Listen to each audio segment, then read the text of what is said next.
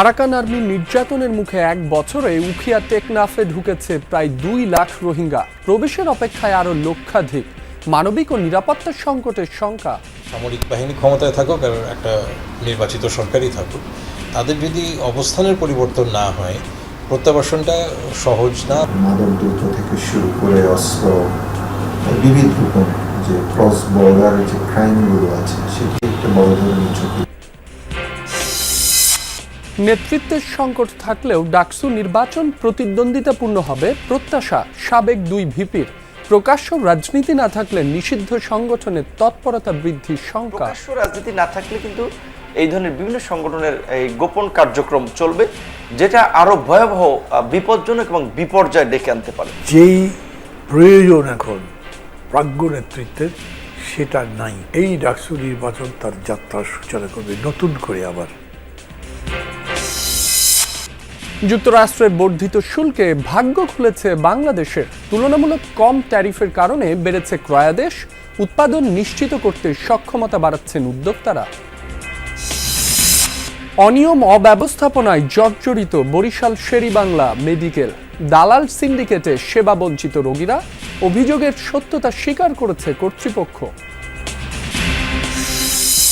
শরীয়তপুরে ambulance syndicate নিয়ন্ত্রণ ও হাসপাতাল ও civil surgeon অফিসের চালকরা জিম্মি করে রোগী ও স্বজনদের কাছ থেকে কয়েক গুণ বেশি ভাড়া আদায়ের অভিযোগ। সাতক্ষীরায় ভরা মৌসুমে ইলিশের দাম আকাশ ছোঁয়া। আকার ভেদে বিক্রি হচ্ছে 1,500 থেকে 2,500 টাকায়। সরকারিভাবে মূল্য নির্ধারণের দাবি ভোক্তাদের।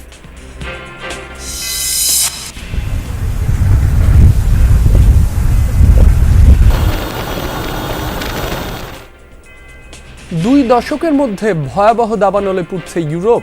এ পর্যন্ত পুড়ে ছাই 10 লাখ হেক্টরের বেশি এলাকা। জলবায়ু পরিবর্তনকে দুষছেন পরিবেশবিদরা।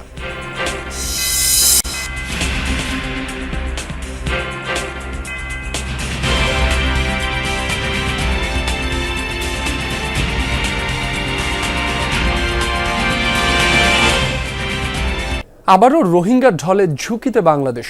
মিয়ানমারের রাখাইনে অপেক্ষা করছে লাখো রোহিঙ্গা। যে কোনো সময় তারা সীমান্ত পেরিয়ে ঢুকতে পারে। রাখাইনে আরাকান আর্মির দখল আর নির্যাতনের মুখে গেল এক বছরে প্রায় 2 লাখের মতো রোহিঙ্গা এসেছে উখিয়া টেকনাফে। বিশ্লেষকরা বলছেন, এই ঢল বন্ধ না হলে দেশের দক্ষিণ পূর্বাঞ্চলে মানবিক ও নিরাপত্তা সংকট আরও জটিল আকার নেবে। ধারাবাহিক প্রতিবেদনে রিয়াজ রায়হানের আজ থাকছে প্রথম পর্ব। ক্যামেরায় ছিলেন জিহাদ ইসলাম। মিয়ানমারের অভ্যন্তরীণ সংঘাতে অপেক্ষায় আছে অন্তত লাখখানেক রোহিঙ্গা। সুযোগ পেলেই যে কোনো সময় তারা ঢুকে পড়তে পারে বাংলাদেশে। আরাকানের বুথিডং থেকে কোনো মতে প্রাণ নিয়ে পালিয়ে এসেছেন রোহিঙ্গা যুবক সেলিম। তবে নিজে বাঁচলেও মা সহ পরিবারের 3 সদস্যকে হারিয়েছেন আরাকান আর্মির নির্যাতনে। মায়ে তাড়াতাড়ি আর পরে খেঙ্গে যে জাম্বা যেটা মাঝে তখন মার মার মারি ফেলাই তোরা মাঝে ঠাই মাঝে কি দেখে ডাকা কাহালা শিল্প ডাকালো মা জাম্বা যে এ ঘরে যারা আছে তারা এখনো আরাকান আর্মির নির্যাতনের ক্ষত বয়ে বেড়াচ্ছে। তাদের কারো হাত কারো পা কেটে নেওয়া হয়েছে, পঙ্গু হয়ে গেছে চিরদিনের মতো। যারা পারছে 10-12 মিনিট আছে দিলা সিরিগি হয় মরিগি হয় এই তার ঘরে গিড়ে সরো আর আগিন ফ্যামিলি এই তার মাঝে মধ্যে 6 জন আর তুমি 10 জন। 8 বছর আগে মিয়ানমার সামরিক জান্তা আর রাখাইনদের নির্যাতনে প্রায় 7 লাখ রোহিঙ্গা আশ্রয় নিয়েছিল বাংলাদেশে। রোহিঙ্গাদের অভিযোগ, জান্তা সরকারের দেখানো পথেই হাঁটছে আরাকান আর্মি। জানান, নির্যাতনের পর নাগরিক সনদ সহ প্রয়োজনীয় দলিল কেড়ে নিচ্ছে আরাকান আর্মির সদস্যরা। আর বার্মা সরকারের জুলুম বুঝি না আর ওই ধরা মগু জুলুম করে দিই ধন সম্পত্তি ফেলাইয়া বুঝছে নিজের তো কিছু টিয়া পয়সা সোনা চাঁদি ছিল না হারিলা বলে মগি। My family wasn't able to bear the tortures of the Myanmar government and the brutal planning of the Arakan terrorist army. সম্প্রতি রাখাইনে সন্ধান মেলে একটি গণকবরের, যেখানে শত শত রোহিঙ্গাকে হত্যার আলামত পাওয়া গেছে। বিশ্লেষকরা বলছেন, জাতিগত ও ধর্মীয় বিরোধ না মিটলে এই পরিস্থিতির উত্তরণের পথ প্রায় অসম্ভব। সামরিক বাহিনী ক্ষমতায় থাকুক আর একটা নির্বাচিত সরকারই থাকুক, তাদের যদি অবস্থানের পরিবর্তন না হয় প্রত্যাবাসনটা সহজ না বা এটা হওয়া সম্ভব না। এবং আমরা যে কোনো জায়গায় যদি চিন্তা করি, আমরা আফগানিস্তানের শরণার্থী যদি চিন্তা করি, আমরা প্যালেস্টাইন শরণার্থী, বর্তমানে ইউক্রেনের শরণার্থী, বিশ্বের কোথাও এমনকি আফ্রিকার বিভিন্ন দেশের, তারা অনেক সময় তৃতীয় দেশে গিয়ে আশ্রয় নিয়েছে। বিভিন্ন গোয়েন্দা সংস্থার তথ্য বলছে আরাকান আর্মির নির্যাতনে গেল 1 বছরে প্রায় 1.5 লাখের মতো রোহিঙ্গা নতুন করে আশ্রয় নিয়েছে উখিয়া টেকনাফের ক্যাম্পগুলোতে। আর যারা সীমান্তে অপেক্ষমান তারা ঢুকে পড়লে নতুন চ্যালেঞ্জের মুখে পড়বে বাংলাদেশ। আমাদের সীমানায় এক ধরনের ঝুঁকি তৈরি হয়েছে, সেটি একটা বড় চ্যালেঞ্জ। যদিও এটি সরাসরি আমি ফেস করি না, কিন্তু আমাদের বাংলাদেশ সেনাবাহিনী কিংবা বর্ডার গার্ড কিংবা আমাদের অন্যান্য এজেন্সিগুলো, পুলিশেরা প্রতিনিয়ত এটি ফেস করছে। মাদকদ্রব্য থেকে শুরু করে অস্ত্র, বিবিধ রকম যে ক্রস বর্ডার যে ক্রাইমগুলো আছে, সেটি একটা বড় ধরনের ঝুঁকি তৈরি। বছরের শেষ নাগাদ আরও 1.5 লক্ষ রোহিঙ্গা অনুপ্রবেশের শঙ্কা করছেন প্রত্যাবাসন কমিশন। নাফরদের ঠিক ওপাশে যে অংশটি দেখা যাচ্ছে সেটি হচ্ছে আরাকানের মংডু টাউনশিপ এলাকা, যেখান থেকে 8 বছর আগে অভ্যন্তরীণ সংঘাত, মিয়ানমার জান্তা এবং রাখাইনদের নির্যাতনের শিকার হয়ে লাখ লাখ রোহিঙ্গা চলে এসেছিল বাংলাদেশে। সেই ধারাবাহিকতা অব্যাহত আছে এখন পর্যন্ত। তাই যদি প্রত্যাবাসন প্রক্রিয়া শুরু করা না যায়, তাহলে মিয়ানমারের বর্তমান যে অবস্থা, সে অবস্থায় রোহিঙ্গা জনগোষ্ঠীর সবশেষ সদস্যটিও বাংলাদেশে চলে আসার শঙ্কা করছেন এখানে অবস্থান করা রোহিঙ্গারা। রিয়াজ রায়হান, যমুনা নিউজ, শাহপুরী দ্বীপ, টেকনাফ, কক্সবাজার। অভ্যুত্থান পরবর্তী এবারের ডাকসু নির্বাচন হবে প্রতিযোগিতামূলক, তবে এর মধ্য দিয়ে ছাত্র নেতৃত্ব গড়ে উঠবে কি না তা স্পষ্ট হবে নির্বাচনের পর। এমনটি মনে করেন ডাকসুর সাবেক 2 ভিপি মাহমুদুর রহমান মান্না ও নুরুল হক নূর। ঐতিহ্যগতভাবে ডাকসু কতটা এগোবে তা নিয়ে প্রশ্ন তোলেন মান্না। নুরুল হক নূর মনে করেন এবারের নির্বাচনের রাজনৈতিক পরিচয়ের চেয়ে ভোটারদের কাছে গুরুত্বপূর্ণ হয়ে উঠবে প্রার্থীর বিগত দিনের ভূমিকা। সাইফুদ্দিন রবিনের রিপোর্ট। মাহমুদুর রহমান মান্না চট্টগ্রাম বিশ্ববিদ্যালয় কেন্দ্রীয় ছাত্র সংসদ চাকসুর সাবেক জিএস এবং ঢাকা বিশ্ববিদ্যালয় কেন্দ্রীয় ছাত্র সংসদ ডাকসুর সাবেক ভিপি। তার কাছে প্রশ্ন ছিল জুলাই গণঅভ্যুত্থান শেষের এই স্বতঃস্ফূর্ত ডাকসু নির্বাচন কতটা আশা জাগানিয়া। যারা পরিবর্তন চাচ্ছে তারা পরিবর্তনের জন্য একটা ন্যারেটিভ, একটা কর্মসূচি, একটা বক্তব্য নিয়ে আসতে পারছে কেউ, তা দেখছি না। এই অর্থে আমি বলছি এখনো ওয়েল ডিফাইন না, খুবই স্পষ্ট না, তবে আমি মনে করি নির্বাচনের মধ্যে দিয়ে জিনিসটা গড়ে উঠবে। 2018-এর কোটা সংস্কার আন্দোলন শেষে অনুষ্ঠিত 2019-এর সর্বশেষ ডাকসু নির্বাচনে নির্বাচিত ভিপি নুরুল হক নূর কিভাবে দেখছেন এবারের ছাত্র সংসদ নির্বাচন? নির্বাচনটা খুব প্রতিযোগিতাপূর্ণ হচ্ছে, যারা হবে কাছাকাছি ভোটে হবে এবং এককভাবে কোনো প্যানেল জয়লাভ করবে না। রাজনৈতিক পরিচয়ের চেয়ে আমার মনে হয় যে শিক্ষার্থীদের ব্যক্তিগত একটা যোগাযোগ, অভ্যুত্থান সহ ক্যাম্পাসে গত কয়েক বছরে শিক্ষার্থীদের নিজস্ব একটা অ্যাক্টিভিটিস, সেইটা হয়তো এই সময় শিক্ষার্থীদের বিবেচনায় থাকবে যে কাকে তারা ভোট দেবে। 2 প্রজন্মের সাবেক এই 2 ডাকসু ভিপি মনে করেন প্রাজ্ঞ নেতৃত্বের সংকট আছে, তবে ছাত্র সংসদ নির্বাচনের উদ্যোগ ছাত্র নেতৃত্ব তৈরির সুযোগ সৃষ্টি করেছে, যার মধ্য দিয়ে ক্যাম্পাসে ছাত্র রাজনীতিও প্রতিষ্ঠিত হবে। স্বাধীনতার পতাকা তো তুলেছে ছাত্ররা। ডাকসুর ভিপি অসাধারণ ভূমিকা, বলতে পারেন যে ছাত্র এই সামগ্রিক ইতিহাসের, সামগ্রিক রাজনীতির ভ্যানগার্ড অগ্রণী। 15 বছরে এই বিরাজনীতিকর রাজনীতিহীনতার কারণে যেই প্রয়োজন এখন প্রাজ্ঞ নেতৃত্বের, সেটা নাই। এই ডাকসু নির্বাচন তার যাত্রার সূচনা করবে নতুন করে। আবার প্রকাশ্য রাজনীতি না থাকলে কিন্তু এই ধরনের বিভিন্ন সংগঠনের এই গোপন কার্যক্রম চলবে, যেটা আরো ভয়াবহ, বিপজ্জনক এবং বিপর্যয় ডেকে আনতে পারে। সেই জায়গা থেকে আমার মনে হচ্ছে একটা প্রকাশ্য সুস্থ প্রতিযোগিতার মধ্যে দিয়ে ছাত্র রাজনীতির একটা সুযোগ তৈরি করে দেওয়া উচিত। এই ছাত্র সংসদ নির্বাচনের আয়োজন কিংবা ডাকসু নির্বাচনের ফলাফল কতটা প্রভাব ফেলবে জাতীয় রাজনীতিতে? এমন হতে পারে যারা জাতীয় রাজনীতিতে খুবই ডমিনেটিং থাকবেন তারা হয়তো ডাকসুতে তেমন নাই, তাহলে এটা কি প্রভাব পড়বে বলা মুশকিল। আগামী ডাকসুতে তো হয়তো ওই ধরনের একেবারে কোনো ফ্যাসিস্ট শক্তি নাই, স্বৈরাচারী শক্তি নাই যে যাদের বিরুদ্ধে আন্দোলন করে তাদেরকে হটাতে হবে, তবে এইটা সাধারণ মানুষের মনে একটা প্রভাব রাখবে। সাবেক ডাকসু নেতৃত্বের মতে অভ্যুত্থান পরের বাংলাদেশে দ্বিধান্বিত ছাত্র সমাজ আবারও ক্যাম্পাসে ফিরবে। শিক্ষার্থী ও ক্যাম্পাস কেন্দ্রিক দাবি দাওয়া ঘিরে সরব থাকবে ছাত্র সংসদ আর তার নির্বাচন। সেই সঙ্গে কোনো বিভক্তি সৃষ্টি থেকে বিরত থাকতে ফ্যাসিবাদ বিরোধী ছাত্র ঐক্যের প্রতি আহ্বানও জানিয়েছেন সাবেক নেতারা।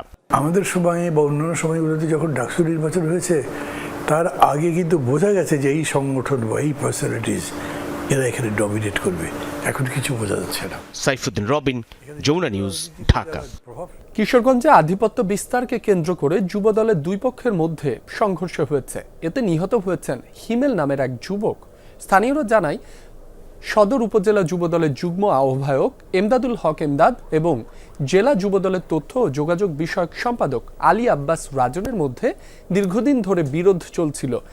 এরই জেরে দুপুরে দুপক্ষের লোকজন সংঘর্ষে জড়ায়। এ সময় একে অপরকে লক্ষ্য করে ইটপাটকেল নিক্ষেপ ও গুলি চালায়। এতে আহত হন অন্তত ৩০ জন।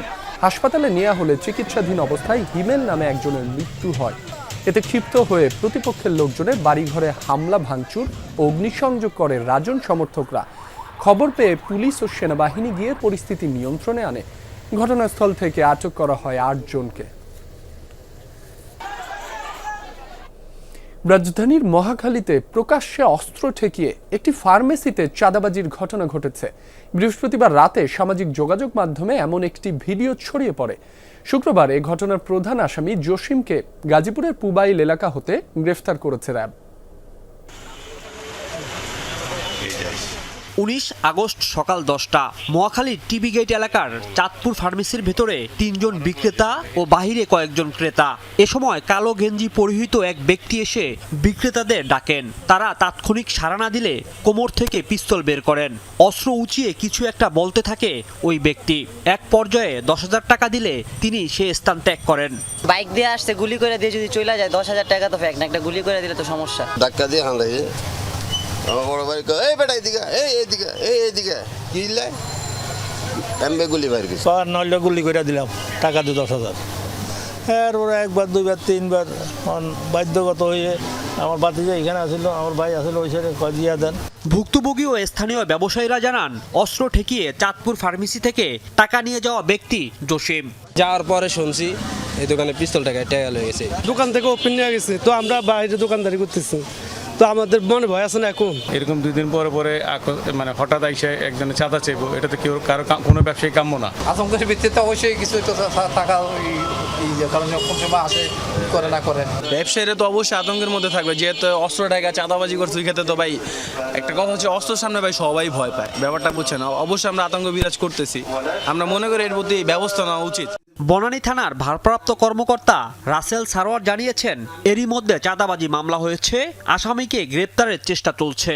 ঘটনা ঘটার সংবাদ পাওয়ার পরে আমরা বাদীকে নিয়ে এসে একটা এজাহার লিখে মামলা রুজু করি।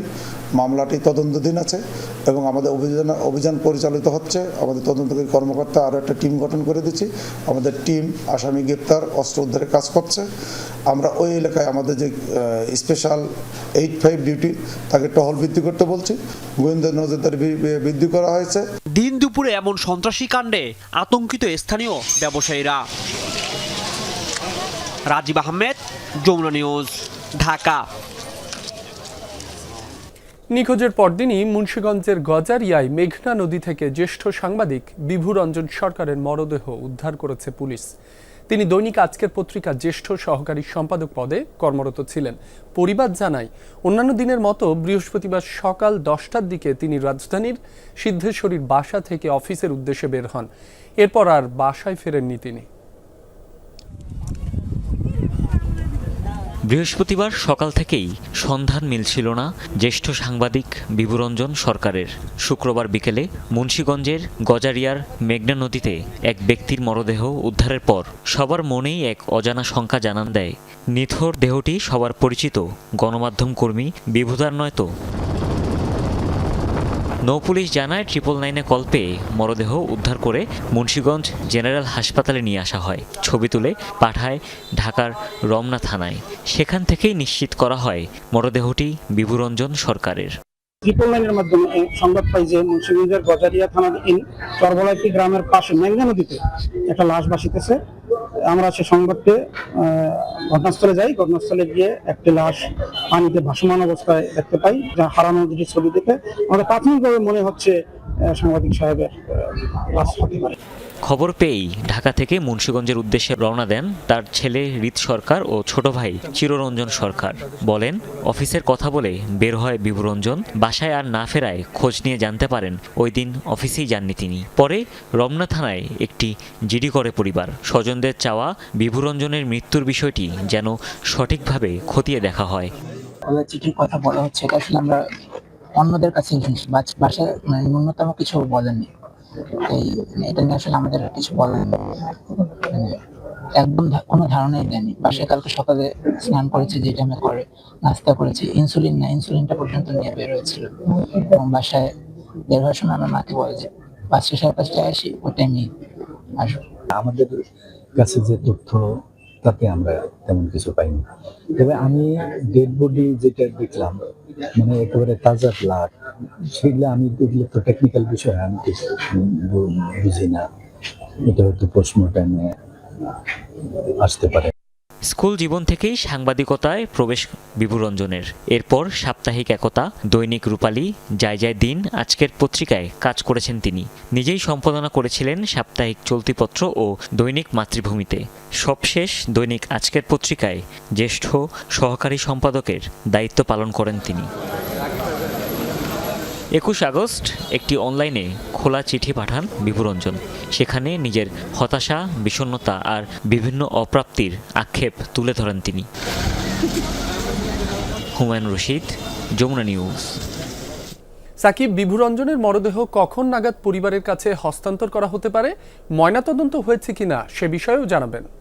একটি বেদনা বিদুর যেন বিষাদ গাথা। 5 দশকের সাংবাদিকতা, এরপর খোলা চিঠি লিখে নিরুদ্দেশ, থানায় নিখোঁজের ডায়েরি, অতঃপর উদ্বেগ উৎকণ্ঠার মধ্যে গতকাল বিকেলে কিন্তু মুন্সিগঞ্জের মেঘনা নদী থেকে সাংবাদিক বিভুরঞ্জন সরকারের মরদেহ উদ্ধার করা হয় এবং সংবাদে কিন্তু বাকি বিস্তারিত জানাচ্ছিলেন। আমরা ঠিক এই মুহূর্তে মুন্সিগঞ্জ জেনারেল হাসপাতালের মর্গের সামনে উপস্থিত রয়েছি। তবে এখনো পর্যন্ত কিন্তু আসলে বিভুরঞ্জন সরকারের যে ময়নাতদন্তের কার্যক্রম আমরা সকাল থেকে শুরু হতে দেখিনি। গতকাল রাতে তার পরিবার পরিজনরা এসেছিলেন এবং যেহেতু গতকাল শুক্রবার ছিলেন এবং রাত হয়ে যাওয়ায় কিন্তু গতকাল আর ময়নাতদন্ত হয়নি এবং আজকে সকালে সেই কার্যক্রমটি হওয়ার কথা ছিল। তবে এখন পর্যন্ত কার্যক্রম শুরু হয়নি এবং আমরা যে মর্গের সামনে রয়েছি সেই মর্গও দেখছি এখনো পর্যন্ত তালা। কিন্তু কিছুক্ষণ আগে যে মর্গের কার্যক্রমের যে ডোম, তিনি কিন্তু এসেছিলেন এবং আমরাও হাসপাতাল কর্তৃপক্ষের সাথে কথা বলেছিলাম। ছিলেন যে নিয়মতান্ত্রিক ভাবে যথারীতি সময় কিন্তু আসলে ময়নাতদন্তের কার্যক্রম শেষ হবে এবং আমরা আইন শৃঙ্খলা বাহিনীর সাথে কথা বলেছিলাম। তারা যেমনটি বলছিলেন, যেহেতু এই নিখোঁজ একটি ডায়েরি রয়েছে এবং আইনগত প্রক্রিয়া রয়েছে, সেক্ষেত্রে কিন্তু ময়নাতদন্ত শেষেই আসলে মূলত বিভুরঞ্জন সরকারের মরদেহ তার পরিবারের কাছে হস্তান্তর করা হবে বলে আমাদেরকে জানানো হয়েছে এবং এখন পর্যন্ত সেই কার্যক্রমটি শুরু না হলেও কিন্তু খুব দ্রুতই শুরু হবে বলে তারা আমাদেরকে বলছে। আর গত রাতে বিভুরঞ্জন তার পরিবারের সদস্যরা আসলেও কিন্তু তারা এখনো পর্যন্ত সকালে এসে পৌঁছায়নি এবং তাদের সাথে আমরাও যোগাযোগের চেষ্টা করছি। তারাও কিন্তু পথে ইতিমধ্যে রয়েছে বলে আমরা জানতে পেরেছি। এই ছিল এখনকার মতো আমার কাছে সর্বশেষ। সাকিব, আপনাকে ধন্যবাদ। কার্যকর হয়েছে যুক্তরাষ্ট্রের বর্ধিত শুল্ক। অন্তত 20% বেশি শুল্ক দিয়ে যুক্তরাষ্ট্রে যাচ্ছে বাংলাদেশি পণ্য। প্রতিযোগী দেশের চেয়ে তুলনামূলক কম শুল্কের কারণে সুফল পেতে শুরু করেছে বাংলাদেশ। ক্রেতাদের কাছ থেকে পাওয়া যাচ্ছে বাড়তি চাহিদা, যাচাই হচ্ছে সক্ষমতাও। সর্বোচ্চ উৎপাদন নিশ্চিত করতে প্রস্তুতি শুরু করেছে। উদ্যোক্তারা বলছেন, ইইউ, ভারত এবং চীনের ক্রেতারা বাংলাদেশের দিকে আগ্রহী হচ্ছে। এরই মধ্যে বৈঠকও হয়েছে কয়েক দফা। গেল 7 আগস্ট থেকে কার্যকর হয়েছে যুক্তরাষ্ট্রের রেসিপ্রোকাল ট্যারিফ বা পারস্পরিক শুল্ক। বাংলাদেশের জন্য বর্ধিত এই শুল্ক হার 20%। প্রতিযোগী সব দেশের তুলনায় বাংলাদেশের শুল্ক হার তুলনামূলক কম। বিশেষ করে ভারতের সঙ্গে শুল্ক ব্যবধান অনেক বড়। ভারতের জন্য আগামী 27 আগস্ট থেকে 50% বর্ধিত শুল্ক ধার্য করেছে যুক্তরাষ্ট্র। এমন এক অবস্থায় বাংলাদেশমুখী হচ্ছে অনেক ক্রেতা। ভারতের উচ্চ শুল্কের কারণে বিকল্প দেশ খুঁজছেন। এক্ষেত্রে বিপুল সংখ্যক ক্রেতা প্রতিষ্ঠানের পছন্দ বাংলাদেশ। চীনের উপর বেশি শুল্ক ধার্যের কারণে সেখান থেকেও আসছে চাহিদা। 2018 থেকে যখন ট্রাম্প প্রশাসন আসার পরে চায়নার উপরে এফেক্টটা বেশি হয়েছে, তখন থেকেই কিন্তু এটা আসা শুরু হয়েছে। এবং এটা ছাড়াও অন্য মার্কেটেরও চায়না অর্ডারগুলো কিন্তু বাংলাদেশে আসছে, বিকজ চায়না এখন আস্তে আস্তে করে হেভি ইন্ডাস্ট্রিয়াল আপনার আইটেমে যাচ্ছে। বাংলাদেশের ভবিষ্যৎ এবং সামনে কিন্তু অনেক বেটার, অনেক কিছু। শিল্প প্রতিষ্ঠানের সক্ষমতা বৃদ্ধি এবং পুরনো সক্ষমতার পুরোটা কাজে লাগাতে কৌশল হাতে নিচ্ছে অনেক উদ্যোক্তা। বলছেন বিভিন্ন দেশের ক্রেতা প্রতিষ্ঠান বেশ আগ্রহী হচ্ছে দর কষাকষিও। আমি নিজেই তো উদ্যোক্তা, আমাকে যেহেতু নক করতেছে, আমার আশেপাশে আরো যারা আছে তাদেরকেও যেহেতু নক করতেছে, আলোচনা চলতেছে, তার মানে আসবে। বাট এখনো কিন্তু না, এখন কিন্তু এই মুহূর্তে কিন্তু আমাদের অর্ডার কিন্তু কম আছে। এখনো আমাদের বাংলাদেশের অ্যাপারেল ইন্ডাস্ট্রির ম্যাক্সিমাম ফ্যাক্টরি তাদের ক্যাপাসিটির 60 to ম্যাক্সিমাম 70% ক্যাপাসিটিতে রান করতেছে। এখনো কিন্তু আমাদের একটা গ্যাপ কিন্তু এখনো রয়ে গেছে, তো আসলে ওই গ্যাপটা ফিল আপ হবে। বিশ্বের বিভিন্ন দেশ থেকে তৈরি পোশাকের চাহিদা বাড়ছে, কারণ বাংলাদেশি কম দামের পণ্য তৈরি করে। ধারণা করা হচ্ছে শুল্ক সুবিধার সুফল মিললে অর্ডার বাড়তে পারে 20% বেশি। পোশাক খাতের এই উদ্যোক্তা মনে করেন অপার এই সম্ভাবনা কাজে লাগাতে হবে। বাংলাদেশে অলরেডি প্রচুর ইনকোয়ারি আসছে, স্পেশালি ইন্ডিয়ারগুলো তো অলরেডি তারা ইনকোয়ারি করে অলরেডি অর্ডার কনফার্ম করে তারা আগাচ্ছে। বেশ কিছু বায়ার অলরেডি তারা চলে আসছে। বায়ারদের প্রতি আমরা অত্যন্ত অবিডিয়েন্ট, চাই যে আমরা বায়ারদের সাথে যে প্রতিশ্রুতি করেছি সেটা আমরা নেব। বাট অনেক ফ্যাক্টরি আছে যাদের উদ্বৃত্ত ক্যাপাসিটি আছে, এবং ছোট ছোট অনেক ফ্যাক্টরি আছে যাদের অর্ডার কম, তারা কিন্তু এই সিচুয়েশনটাকে পরিপূর্ণভাবে কাজে লাগাতে পারবে। শুল্ক সুবিধা কাজে লাগাতে ক্ষেত্র প্রস্তুত করছে তৈরি পোশাক খাতের সংগঠন বিজিএমইএ। ব্যবসায় বাধা দূর করার ক্ষেত্রে নেওয়া হচ্ছে নানামুখী উদ্যোগ। বিজিএমইএ কিন্তু ওয়ান্ডারফুল কাজ করছে। রিমন রহমান, যমুনা নিউজ, ঢাকা। আধুনিক চিকিৎসা ব্যবস্থায় হইচই ফেলে দিয়েছে এমন কোনো নজির নেই বরিশাল শের-ই-বাংলা মেডিকেল কলেজ হাসপাতালের। তবে দালাল সিন্ডিকেটের কারণে প্রায়ই আলোচনায় থাকছে দেশের দক্ষিণাঞ্চলের এই স্বাস্থ্যসেবা প্রতিষ্ঠানটি। হাসপাতালের প্রতিটি ক্ষেত্রেই দালালের দৌরাত্ম্য, অবকাঠামো, জনবল সংকট সহ আছে নানা অসঙ্গতি। আন্ত বা বহির্বিভাগ বরিশাল শের-ই-বাংলা মেডিকেলের রোগীর খাতায় নাম ওঠার পর থেকেই ভোগান্তি শুরু। সময় মতো ডাক্তার না পাওয়া, নার্সদের দুর্ব্যবহার, প্যাথোলজি পরীক্ষায় অতিরিক্ত টাকা আদায় সহ অপারেশনে দীর্ঘসূত্রিতা, রয়েছে ওষুধ স্বল্পতা, আয়া বুয়া ট্রলিম্যানদের উৎকোচ নেয়া, দালালদের দৌরাত্ম্য সহ নানা অভিযোগ। রেডিওথেরাপি আছে, ওখানে টেস্টে গেলে ওই সরকারি ফি দেওয়ার পরও আবার দেখা যায় ওখান থেকে দেখছি পাবলিকের কাছ থেকে টাকা নেয়। 2 পদ ঔষধ দিয়েছে যার একদম দাম কম, যে একটা গ্যাস্ট্রিকের ঔষধ আর একটা সাধারণ একটা ঔষধ দিল, আর বাকি যে মূল্যবান ঔষধগুলো পুরোটাই বাইরে থেকে কিনতে যায়। এই বাচ্চাটা মারা যখন যাবে এই নার্সেরা হুটহাট দৌড়িয়ে যায়, এর আগে তাদের কোনো নাই, এত টাকা হয় তারপরও তারা কাছে আসে না। 1970 সালে 324 শয্যা নিয়ে শুরু হয় স্বাস্থ্যসেবা। তখন দক্ষিণের 6 জেলার জনসংখ্যা ছিল 1.5 লাখ, এখন বেড়েছে আরও। তবে সে তুলনায় বাড়েনি সেবা, উল্টো ডালপালা মেলেছে দুর্নীতির। ব্যাঙের ছাতার মতো গড়ে উঠেছে ডায়াগনস্টিক সেন্টার, গড়ে উঠেছে সিন্ডিকেট। আমি এখানে অ্যাসিস্ট্যান্ট প্রফেসর হিসেবে ছিলাম, প্রফেসরও এখানেই হয়েছি। তখন পর্যন্ত আমরা দালাল প্র্যাকটিস আছে এইটা আমরা জানতাম না। তারপর থেকে আমি শুনলাম যে আমাদের কেউ দালালের মাধ্যমে রোগী দেখে। যে অভিযোগগুলো আছে সবগুলোই সত্য, পুরোপুরিটা হলো আংশিক সত্য। যে এই যে পার্সেন্টেজ দেওয়া, রোগীকে নিয়ে যাওয়ার পার্সেন্টেজ এটা সত্য, এটা তো হচ্ছে, কিন্তু সুযোগটা পাচ্ছে তো ওখান থেকেই, যেখানে এখানে পরীক্ষা নিরীক্ষা করার সুযোগ নাই। দক্ষিণাঞ্চলের পাশাপাশি ফরিদপুর, মাদারীপুর সহ আশেপাশের জেলার মানুষও সেবা নেন হাসপাতালটিতে। বর্তমানে 1000 শয্যা থাকলেও রোগী ভর্তি থাকে 3 গুণ। বহির্বিভাগে রোগী, স্বজন, হাসপাতাল সংশ্লিষ্টদের মিলিয়ে প্রতিদিন গড়ে 30,000 মানুষের সমাগম ঘটে এখানে। আপনাকে তো এই তৃণমূলের মানুষের কথাই ভাবতে হবে। সেক্ষেত্রে বাণিজ্যিক প্রতিষ্ঠানের যে চিকিৎসা, সেই প্রতিষ্ঠানের চিকিৎসা নেওয়ার সামর্থ্য সাধারণ মানুষের নাই। কাজে এটাকেই উন্নত করতে হবে, এখানেই ডায়ালিসিস করতে হবে, এখানেই রে দিতে হবে, এখানেই রিং পরাতে হবে। বর্তমান সময় যদি আমাদের যে চাহিদা বা এক্সপেকটেশন যেটা আমরা বলি না কেন, সেইটা চাহিদা পূরণ করতে গেলে এই পুরাতন ভবন দিয়ে আসলে ওই ধরনের সেবা বা ওই ধরনের নিশ্চিত করা সম্ভব হবে না।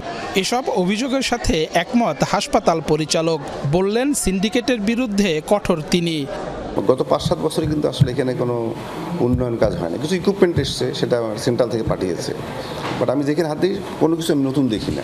মানুষ দালালকে দেখতে যাবে না তো, কারণ আমার এখানে অনেক অর্ধেক দামে হচ্ছে বা আরও কমে হচ্ছে। বাইরে তো একটা টেস্টের দাম অনেক 500 টাকা, আমার এখানে 100 টাকা। তো মানুষ কী জন্য দালালের কাছে যাবে? আন্দোলনের মুখে মাত্র 2 দিনে শেরেবাংলা মেডিকেলের 95টি অচল যন্ত্রপাতি সচল করা হয়েছে। অর্থাৎ রাষ্ট্র চাইলে যে কোনো পরিবর্তন রাতারাতি সম্ভব। তাহলে অন্যতম মৌলিক চাহিদা চিকিৎসা সেবা নিশ্চিতের জন্য কেন রাস্তায় নামতে হবে? রাষ্ট্রের কাছে এই প্রশ্ন সাধারণ জনগণের। কাউসার হোসেন, যমুনা নিউজ, বরিশাল। শরীয়তপুরের অ্যাম্বুলেন্স সিন্ডিকেট যেন রোগীর গলার কাটা, যা নিয়ন্ত্রণ করছে হাসপাতাল ও সিভিল সার্জন অফিসের গাড়ি চালকরাই। সরকারিভাবে ভাড়া নির্ধারণ না থাকায় কয়েক গুণ বাড়তি ভাড়া দিতে বাধ্য করছে সিন্ডিকেটটি। এমন অবস্থায় অ্যাম্বুলেন্স ভাড়ার তালিকা ও নীতিমালা প্রণয়ন করে সিন্ডিকেট ভেঙে দেওয়ার দাবি সেবা গ্রহীতাদের। ঘটনা গেল 14 আগস্টের। শরীয়তপুর সদর হাসপাতালের সামনে অ্যাম্বুলেন্স চালকদের সাথে রোগীর স্বজনদের বাকবিতণ্ডা। অভিযোগ, কেন এলাকার বাইরে অ্যাম্বুলেন্স ডাকা হলো? 8 ঘন্টা আটকে রাখা হয় গাড়ি। অক্সিজেন সংকটে নবজাতকের মৃত্যুর অভিযোগ ওঠে সেদিন। 40 মিনিটের মতো ওই জায়গায় হারা উড়াউড়ি করছি। পরে আমি বলছি যে ভাই গাড়িটা ছাইরা দেন, বাচ্চাটা মারা যাবে, এরা ছাড়ে নাই। আমার বাইরে গাড়ি থেকে টান দিয়ে বের করছে, ওই সময় অক্সিজেন ছুটে গেছে। ছুটে যাওয়ার কারণে আমার বাচ্চাটা মারা গেছে। আমার সন্তান এভাবে মারা গেছে, আমি চাই না আর কারো সন্তান এভাবে মারা যাবে। এই ঘটনার পর তৈরি হয় চাঞ্চল্য। সামনে আসে অ্যাম্বুলেন্স সিন্ডিকেটের বিষয়টি। অভিযোগ রয়েছে সিভিল সার্জনের গাড়ি চালক আবু তাহের দেওয়ান, সদর হাসপাতালের অ্যাম্বুলেন্স চালক জাহাঙ্গীর হোসেন এই সিন্ডিকেটের মূল হোতা। সাথে আছে স্বাস্থ্য বিভাগের বেশ কয়েকজন। তারাই জেলার সরকারি ও বেসরকারি অ্যাম্বুলেন্সের ভাড়া নির্ধারণ করেন। সকাল থেকে একটা ছিল অ্যাম্বুলেন্স ছিল, সেই অ্যাম্বুলেন্স চালারে মেরে এখান থেকে বের করেছে। এরপর থেকে আর কোনো অ্যাম্বুলেন্স পাচ্ছি না। কোনো গাড়ি রোগী লয়ে আটকানোর কোনো এখতিয়ার কারণ নাই, যে কোনো হাসপাতালে যাবেন আপনি। দীর্ঘদিন ধরেই শরীয়তপুর সদর হাসপাতালে একটি মাত্র অ্যাম্বুলেন্স, আর এই সুযোগটি নিচ্ছে সিন্ডিকেটের সদস্যরা। রাজধানীতে রোগী পরিবহনে সরকার নির্ধারিত ভাড়া সর্বোচ্চ 5,000 টাকা, সেখানে সিন্ডিকেটরা 7 থেকে 8,000 টাকা নিচ্ছে বলে অভিযোগ রয়েছে। সাধারণ যারা রুগী তারা কিন্তু ঢাকার গাড়ি সম্পর্কে জানে না, এটা জানে যারা এখানকার সিন্ডিকেট তারাই। তো এরা কি করে, ঢাকার গাড়িটা আসলে গাড়িটা এই জায়গায় দাঁড়াইতে দেন। তারা ইচ্ছে করেই তাদের হাতে কন্ট্রোল রাখার জন্য তাদের অ্যাম্বুলেন্সের অন্যান্য ড্রাইভার, অন্যান্য গাড়ি যা আছে, কাউকে এখানে আসতে দিচ্ছেন না। সিভিল সার্জন কার্যালয়ের গাড়ি চালক আবু তাহের গেল বৃহস্পতিবার থেকে লাপাত্তা, আর সদর হাসপাতালের অ্যাম্বুলেন্স চালক জাহাঙ্গীর হোসেনের দাবি সিন্ডিকেটে জড়িত নন তিনি। আরে ভাই, ওদের অ্যাসোসিয়েশন আছে, এর সাথে হলো আবু তাহের হলো জড়িত। আবার আমাকে ফিরেইতে হইতে চাই। আমাদের জরুরি বিভাগে আমাদের স্টিকার লাগানো আছে, এগুলো মাঝে মধ্যে সিরিয়া ফালাই দেয়। আমিও এর সাথে জড়িত না, এটা হলো মূল কথা। নবজাতকের মৃত্যুর ঘটনায় আবু তাহের, সবুজ ও জাহাঙ্গীরের বিরুদ্ধে তদন্ত চলছে, তারপরেই নেওয়া হবে ব্যবস্থা। আমরা বিষয়টি সুষ্ঠু তদন্তের জন্য একটি 3 সদস্য বিশিষ্ট কমিটি গঠন করেছি। সেই কমিটির রিপোর্টের প্রেক্ষিতে তার বিরুদ্ধে বিভাগীয় ব্যবস্থা নেওয়া হবে। পালং থানায় একটি মামলা রুজু হয়েছে এবং আমরা একজন এজানামী আসামি, যার নাম সবুজ রহিম দেওয়ান, ওনাকে আটক করতে সক্ষম হয়েছি এবং বাকি সিন্ডিকেটের সদস্যদেরকেও আমরা আইনের আওতায় নিয়ে আসার জন্য কাজ করে যাচ্ছি। নবজাতকের মৃত্যুর ঘটনায় দায়েরকৃত মামলায় গ্রেফতার করা হয় আবু তাহেরের ছেলে সবুজ দেওয়ানকে। SM Shakil, Jamuna news, Shariatpur. Keraniganj model টাউনে একটি 10তলা আবাসিক ভবনের 7ম তলায় অগ্নিকাণ্ডের ঘটনা ঘটেছে। এতে কেউ হতাহত হয়নি। ফায়ার সার্ভিসের 2টি ইউনিটের চেষ্টায় নিয়ন্ত্রণে আসে আগুন। ফায়ার সার্ভিস জানায় রাত 2টায় খবর পেয়ে ঘটনাস্থলে যায় ফায়ার সার্ভিসের সদস্যরা। 2:45 মিনিটে নিয়ন্ত্রণে আসে আগুন। 3:30 মিনিটে নির্বাপন হয়। কেরানীগঞ্জ ফায়ার সার্ভিসের senior station officer Hasanul Alam জানান, আনুমানিক 10 লাখ টাকার সম্পদ ক্ষতিগ্রস্ত হয়েছে। তবে আগুনের সূত্রপাত সম্পর্কে এখনো নিশ্চিত হওয়া যায়নি। এলাকাবাসী দাবি করে এসি বিস্ফোরণ থেকেই আগুনের সূত্রপাত। বাড়িওয়ালা কয়েকবার কমপ্লেন জানাইছে যে এসিটা সমস্যা, তোমরা এসিটা ঠিক করো। তো এসিটা গরিব মুশিকরা অন্য করে চালায়, আজকে এসিটা বাস্ট হয়ে ওইখান থেকে আগুনটা সূত্রপাত করছে। বাসার এসি মানে সবাই ঘুমাইতে যাবে, সবাই সবার রুমে চলে গেছে, আমি এসি ছাড়বো। এখন এসি ছাড়তে গেছি, টিপ দিচ্ছি, হঠাৎ করে এসির ভিতরে আগুনের ফুলকি জ্বলে উঠছে। আমরা আসার পর তো আগুন শর্ট সার্কিট এবং এসি কোনোটাই দেখি না। আমরা জাস্ট দেখতে পাচ্ছি যে ভবনের ভিতরে 7 তলায় ডান পাশের একটা সেকশনে আগুন। এখান থেকে আমরা আগুন নির্বাপন করতে সক্ষম, এবং কি থেকে আগুন লাগছে এখন আমরা নির্বাপন করতে সক্ষম হইনি। ধারণা করতে পারছি যে হয়তো 10 লাখ টাকার মতো আনুমানিক ক্ষতি হয়েছে। বাজার চড়া ইলিশের সাতক্ষীরায় প্রতি কেজি বিক্রি হচ্ছে ২৫০০ পর্যন্ত। কিছুটা ছোট আকারের মাছের দাম ১৫০০। ক্রেতাদের অভিযোগ, ভুলতে বসেছেন জাতীয় মাছের স্বাদ গন্ধ। দিন দিনই দাম চলে যাচ্ছে নাগালের বাইরে। ওএমএসের ৩০ টাকা কেজির চাল খেয়ে টিকে আছেন অঞ্জনা ও সালেহা। সবশেষ কবে ইলিশ পাতে পেয়েছেন মনে নেই দুই নারীর। তাদের মতো নিম্নআয়ের প্রায় সবার অবস্থাই এক। সেই ছোটবেলাতে খাইছি, আর এখন আমরা খাইতে পারিনি, টাকা না থাকলে কি করে কিনবো। ছোটবেলায় ভাদ্র মাসে গুড়পুরি মেলায় যেতাম, তা প্রত্যেকের হাতে একদম করে থাকি, এখন আর খাই। সাতক্ষীরা শহরের সুলতানপুর মাছ বাজার, ওজন ভেদে দামও ভিন্ন। প্রতি কেজি ইলিশ বিক্রি হচ্ছে ২৪০০ টাকায়। বিক্রেতারাও হতাশ, বলছেন বাজারে ইলিশ থাকলেও নেই মাছ কেনার ক্রেতা। মাছের দাম একটু বেশি, তো মাছের দাম না কমলে বেচাকেনা ভালো হবে না। যে মাছগুলো দূরে ১ কেজি কিংবা দূরে 1 কেজি ১০০-২০০ ওজন, আমাদের পাইকারি কেনা লিখে ১৪০০-১৪৫০, এমনকি ১৫০০ টাকা পর্যন্ত। সাগরে মাছ পাতে যায় বলে বিপদ সংকেত, সিঙ্গেল দিচ্ছে, তাহলে মাছটা মারবে কি করে? আরে বাজারে তো অল্প আসছে, পাইকারি যে দাম আমার খরচ সেটা বেচতে পারছি না। দাম শুনে ক্ষুব্ধ অনেকে, খালি হাতেই ফিরছেন বেশিরভাগ। জাতীয় মাছ ইলিশের দাম সরকারিভাবে নির্ধারণের দাবি ক্রেতাদের। ভুষির পয়সা আছে, কালো পয়সা আছে, তারা তারা খাতে পারবে। ২৫০০ টাকা কেজি, ১৮০০ টাকা কেজি, ২২০০ টাকা কেজি, ছোট ঝাটকা মাছ ৯০০ টাকা, ১০০০ টাকা কেজি। ৫০০ টাকা ইনকাম, কোনোদিন হয় কোনোদিন হয় না, এখন তার খাবার লাইন নেই। মৌসুম আর চাহিদা অনুযায়ী বাড়ে ইলিশের দাম, জানালেন কৃষি ও বিপণন কর্মকর্তা। এখানে যে আড়ত আছে সেখানে এবার একটা মোটামুটি দাম নির্ধারণের একটা বিষয় লোকালি থাকে, অর্থাৎ তাদের যে এটা যে উৎপাদন করতে খরচ না হইলেও এই মাছটা ধরতে যে তাদের যে খরচটা আসে এবং মাছের পরিমাণটা যেহেতু কম, সেই কারণে ওখানে একটা দাম নির্ধারিত হয় একটু বেশি দামে। ইলিশের স্বাদ ভুলে গেছেন নিম্নআয়ের মানুষ। মধ্যবিত্ত পরিবারের সদস্যরাও বলছেন ইলিশের স্বাদ নিতে পারেননি বহুদিন। সবার দাবি জাতীয় মাছ ইলিশের দাম হোক সবার নাগালের মধ্যে। আকরামুল ইসলাম, যমুনা নিউজ, সাতক্ষীরা। ঝালকাঠির নলছিটি পৌরসভায় পানি সংকটে ভুগছেন বাসিন্দারা। নেই সঠিক বর্জ্য ব্যবস্থাপনা, ফলে ময়লার ভাগাড় হয়ে উঠছে নদী। সড়ক পানি ও অন্যান্য সমস্যার সমাধান চায় স্থানীয়রা। নদীর নাম সুগন্ধা, অথচ ভেসে আসছে দুর্গন্ধ। এমন দৃশ্য ঝালকাঠির নলছিটি ঘেঁষা একমাত্র নদীর। সঠিক বর্জ্য ব্যবস্থাপনা না থাকায় পৌরসভার ময়লার ভাগাড় হয়ে উঠছে এই জলাধার। নলছিটি পৌরসভার সমস্ত ময়লা এখানে ফেলে নদীর পানি সব একদম খারাপ হয়ে যায়। আমরা ওইখানে থাকি, তারপর ওই জায়গায় গন্ধ থাকা যায় না, অনেক দুর্গন্ধ। শুধু নদীর জল নয়, নিত্য ব্যবহার্য পানিরও তীব্র সংকটে স্থানীয়রা।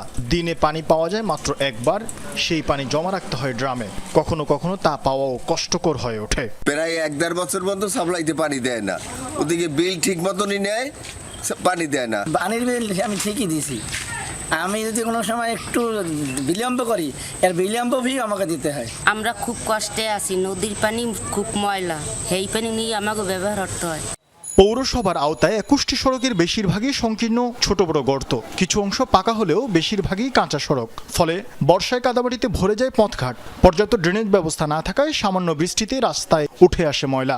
রাস্তায় কোনো ড্রেনেজের ব্যবস্থা নাই, রাস্তাগুলো ক্ষতবিক্ষত। মোটর তো আমাকে প্রত্যেক দিন আমাকে ওই ভেঙে যায়, পাতি ভেঙে যায়, গাড়ির ঋণ নিয়ে যায়। ১৫০ বছরেরও পুরনো এই পৌরসভা ২৫ বছর আগে দ্বিতীয় শ্রেণীতে উন্নীত হয়, কিন্তু কাঙ্ক্ষিত উন্নয়ন হয়নি। নিয়মিত পৌরকর পরিশোধ করেও নাগরিক সুবিধা না পাওয়ায় ক্ষুব্ধ স্থানীয়রা। এই আমাদের বাড়ির ভিতরে তলাই রয়েছে, এই বিশেষ বাড়ির ভিতরে টোটাল পানিতে সব তলাই নিয়ে রয়েছে। আজকে প্রায় রানিং অবস্থায় প্রায় ২০ থেকে ২২ দিন ধরে পানি নেই, খুব কষ্টে আছি। আমরা চাই যে পৌরসভা যেন এটা ঠিক করে দেয়, যে সবসময় যেন আমরা পানিটা পাই। ড্রেনেজ ব্যবস্থা, বর্জ্য স্থানান্তরের সমস্যা সহ অন্যান্য সংকটের কথা স্বীকার করলেও পানি সমস্যা নেই বলে দাবি পৌর প্রশাসকের। বলেন বরাদ্দের আবেদন করেছে কর্তৃপক্ষ। স্থানীয়ভাবে কিছু জটিলতার সম্মুখীন আমরা হয়েছি, যে স্থানীয় যারা ব্যবসায়ী রয়েছেন কিংবা রাজনৈতিক নেতৃবৃন্দ রয়েছেন, তারাও অনেকে খুব একটা আগ্রহী নন যে রাস্তাটি প্রশস্ত হোক। ওয়েস্ট ম্যানেজমেন্টের কোনো প্রপার আমাদের ডাম্পিং স্টেশন নেই, সেটা নিয়েও আমরা ঊর্ধ্বতন কর্তৃপক্ষের সাথে কথা বলেছি। ১৮৬৫ সালে প্রতিষ্ঠিত হয় নলছিটি পৌরসভা। এখানকার ৯টি ওয়ার্ডে বসবাস করেন প্রায় ১.৫ লক্ষ মানুষ। শরীফ ফারুকি, যমুনা নিউজ। গাজায় ইসরায়েলের ভয়াবহতম আগ্রাসন চলছেই। নির্বিচার হামলায় একদিনে প্রাণ হারিয়েছে কমপক্ষে ৭১ জন। গাজা সিটিতে তাণ্ডব চালিয়ে যাচ্ছে ইসরায়েলি বাহিনী। শুক্রবার ৩৭ জনের মৃত্যু হয়েছে অঞ্চলটিতে। শেখ রেদওয়ানে আশ্রয় শিবির হিসেবে ব্যবহৃত একটি স্কুল টার্গেট করে বোমা বর্ষণ করেছে ইসরায়েলি বাহিনী। প্রাণহানির শিকার ১২ জন। হামলা হয়েছে তুফা এলাকায়। দক্ষিণে খান ইউনিসের একটি তাঁবুতে বোমা বর্ষণে মৃত্যু হয়েছে ৫ জনের। এদের মধ্যে ৪ জনই শিশু। মধ্য গাজার মাঘাজি ক্যাম্পে উত্তর গাজার জাবালিয়া আলা বালাদেও ব্যাপক বোমাবর্ষণ করেছে আইডিএফ। ত্রাণ সংগ্রহকারীদের ওপর গুলিতে নিহত হয়েছে আরও ৭ জন। হামাস যুদ্ধবিরতির শর্তে রাজি না হলে গাজা সিটি পুরোপুরি ধ্বংস করে দেয়া হবে বলে হুঁশিয়ারি দিয়েছেন ইসরায়েলের প্রতিরক্ষা মন্ত্রী। সামরিক প্রশিক্ষণে অংশ নিচ্ছে রাশিয়ার শিশুরা। ইউক্রেনের সীমান্ত ঘেঁষা রোস্তভ এলাকায় রুট মার্চে অংশ নিচ্ছে ৮ থেকে ১৭ বছর বয়সীরা। অস্ত্র পরিচালনা সহ সামরিক বিভিন্ন কৌশল রপ্ত করছে তারা। ইউক্রেন যুদ্ধে আহত রুশ সেনাদের তত্ত্বাবধানে চলছে বিশেষ এই প্রশিক্ষণ। ছোটবেলা থেকেই শিশুদের আত্মবিশ্বাসী আর দেশপ্রেমিক হিসেবে গড়ে তুলতেই এ আয়োজন। সেনাবাহিনীর কঠোর প্রশিক্ষণে ঘাম ঝরাচ্ছে ছোট ছোট শিশুরা। দেশ রক্ষায় কঠোর পরিশ্রমেও যেন নেই কোনো ক্লান্তির ছাপ। কেউ সেনাবাহিনীর ইউনিফর্ম পরা, আবার কেউ সাধারণ পোশাকে নিচ্ছে প্রশিক্ষণ। কারো হাতে খেলনা বন্দুক, কেউ বা সত্যিকারের রাইফেল হাতে শত্রু মোকাবেলার কৌশল রপ্ত করছে। সত্যিকারের এ সামরিক প্রশিক্ষণে অংশ নিচ্ছে রাশিয়ার ৮ থেকে ১৭ বছর বয়সী স্কুল পড়ুয়ারা। বুকে পিঠে ভর দিয়ে নদী তীরের জলকাদায় কঠোর প্রশিক্ষণে ব্যস্ত তারা। চোখে মুখে প্রকাশ পাচ্ছে দেশপ্রেম। আমরা মোট ৩ রাউন্ড দৌড়েছি।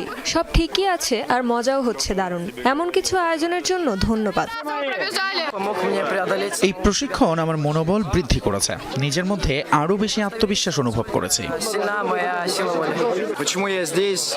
ভবিষ্যতে সেনাবাহিনীতে অংশ নিতে চাই, সে কারণেই এই প্রশিক্ষণে অংশ নিচ্ছি। আমি জীবনের শেষ দিন অবধি নিজের দেশের সেবা করতে চাই। শিশুদের সামরিক প্রশিক্ষণের তত্ত্বাবধানে রয়েছেন ইউক্রেন যুদ্ধে আহত রুশ সেনা সদস্যরা। প্রশিক্ষণে অংশ নিচ্ছে তাদের সন্তানরাও। চাইছেন দেশের স্বার্থে যেন তাদের মতোই অকুতভয় হয়ে গড়ে ওঠে বাচ্চারা। সন্তানকে সামরিক প্রশিক্ষণ দিতে পেরে খুশি বেসামরিক অভিভাবকরাও।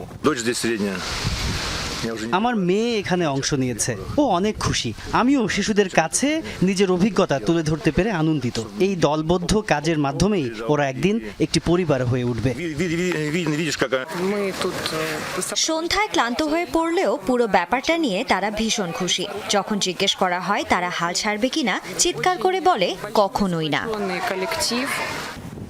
যদিও শিশুদের এই সামরিক প্রশিক্ষণের সমালোচনা করছে কিছু শিশু অধিকার সংস্থা, তবে সংশ্লিষ্ট কর্মকর্তাদের দাবি এতে শারীরিক ও বুদ্ধিবৃত্তিকভাবে শক্তিশালী হয়ে উঠবে শিশুরা। তৈরি হবে দেশের প্রতি গভীর দায়িত্ববোধ। প্রাণপ্রতিম কুণ্ডু, যমুনা নিউজ। যুক্তরাষ্ট্রের নিউ ইয়র্কে ভয়াবহ দুর্ঘটনার শিকার হয়েছে একটি পর্যটকবাহী বাস।